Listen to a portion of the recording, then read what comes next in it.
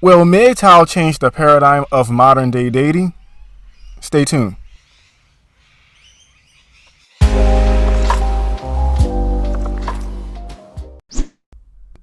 Today, we're going to be talking about MGTOW and its effects on modern day dating.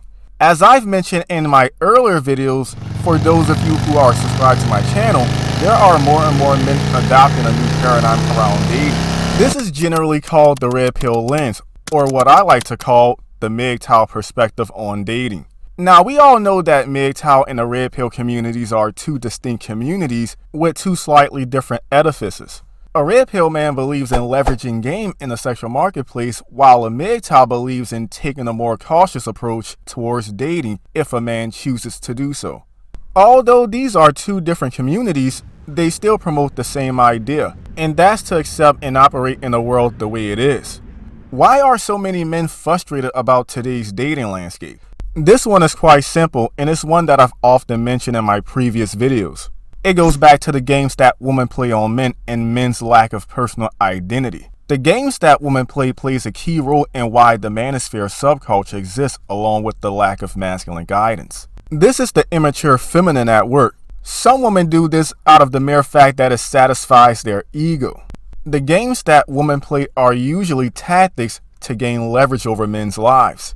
A woman essentially wants a man to just get it. It's kind of like saying that a man has to be a mind reader. Women want men to intuitively understand and accept them for who they are without feeling judged. If a woman you're dating or sexually interested in has to honestly tell you how to leave her with an impression, in her eyes, obviously you're not deserving of any kind of relationship beyond one that is purely platonic. Women would rather entertain a meaningless friendship with the man that doesn't pose a sexual threat than to tell him their true motivations as it relates to their nature. A woman just can't be with a man that doesn't understand how she truly thinks and feels. She'll either resent him for it or totally disconnect from the relationship and do something much worse. The last thing a woman want to do is feel pity for a potential lover. This is part of the reason why men with the nice guy persona gets ignored, played, and stumped on by a woman, because these men don't understand the importance of sexual polarity. In the dating scene, women encounter lots of wannabe players and weirdos. This is one of the primary reasons why women play head games.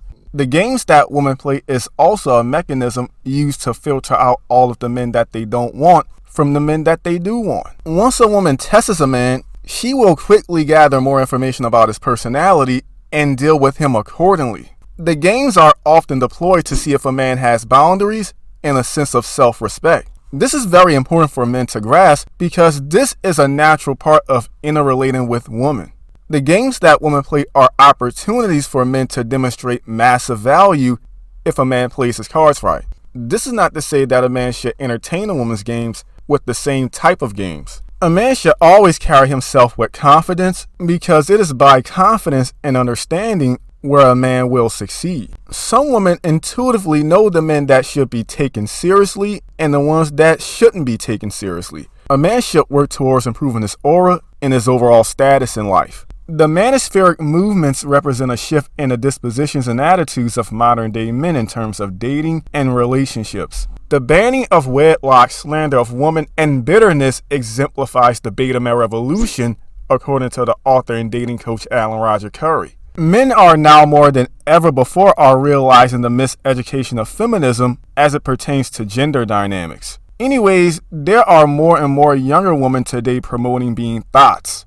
Where does this come from, and what does this have to do with today's dating scene? The term thought first appeared in Urban Dictionary in the year of 2012. By the year of 2014, the term became more pronounced all over media. Various hip-hop artists and rappers made the term thought more relevant. For instance, rapper Chief Keef had an album to debut in 2013 called Love No Thotties. The acronym stands for That Hoe Over There. On Urban Dictionary, a thought is defined as a female that uses her body in some way to gain attention or some favor from males. A thought's worth is solely based on her sexuality and sexual prowess. She's often given contempt from men in terms of exclusivity and marriage. Since we live in a post-feminist world which promotes autonomy for women, women no longer need to adhere to inherent feminine roles. For the modern day woman, it's all about libertarianism. Libertarianism is associated with the feminine mystique. What is the feminine mystique anyways? Betty Friedan was responsible for the wake of what is considered the second wave of feminism. Due to this radical social change, it ushered the sexual revolution, causing women to further rebel against the traditional roles of the feminine. Some red pillars believe in the idea that women encouraged in the sexual revolution was primarily due to their own sexual imperatives. Arranged marriages are no longer a necessity, as people are now free to breed and have sex with whomever they want. Hookup culture was also legitimized during this time and remain prevalent today. MGTOWs are tired of the games and would rather date non-exclusively or drop out of the dating market altogether and focus on generating wealth, self-improvement activities, entrepreneurship, or career goals. Some MGTOWs feel like their time and attention are better spent on things that are more important than dating. In today's globalized sexual marketplace, MGTOWs express their deep frustration of women's duplicitous nature. It's not so much that women are willing to leave a man to fulfill their own self-interest, but the fact that women are willing to lie and conceal their true intentions. Some women out there will date a man or even enter a relationship with him with no intention other than to exploit him primarily for his money, time, and resources.